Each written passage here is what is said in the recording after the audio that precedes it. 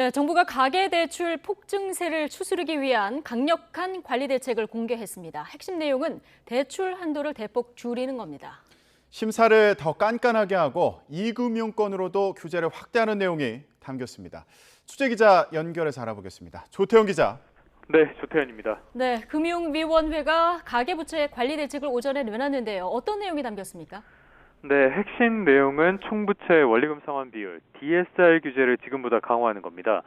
지금 보시는 것처럼 DSR을 계산할 때는 해당 차주가 가진 신용대출과 학자금 대출, 카드론 같은 모든 금융부채가 포함되는데요.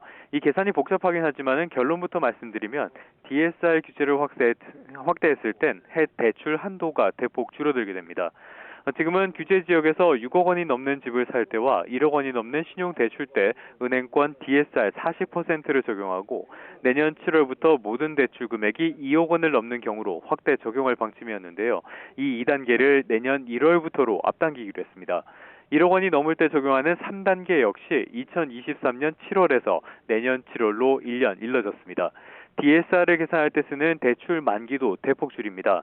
신용대출은 기존 7년에서 5년으로, 비주택담보대출은 10년에서 8년으로 줄이는데요.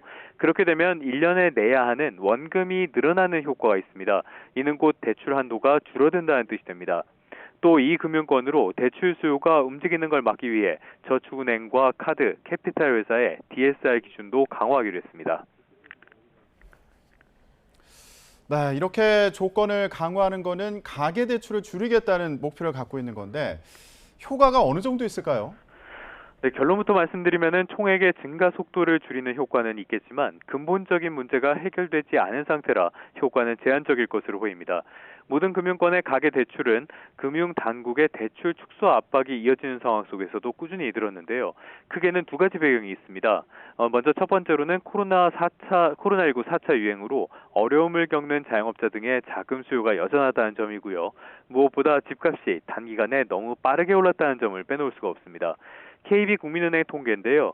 지난달 서울 아파트 평균 매매값은 12억 1,600만 원이었습니다. 문재인 정부가 출범한 지난 2017년 5월과 비교하면 2배나 오른 수준입니다. 여기에 전세값 오름세도 이어지고 있는데요.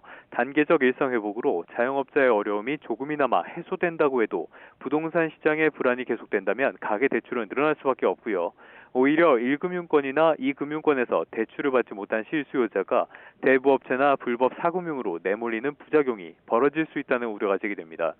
일단 정부도 이를 고려해서 이 금융권의 DSR 규제는 은행권보다 낮게 잡았고요. 정책자금 대출 같은 소액 신용대출은 DSR에서 제외한다는 방침을 세웠습니다. 지금까지 경제부에서 YTN 조태현입니다.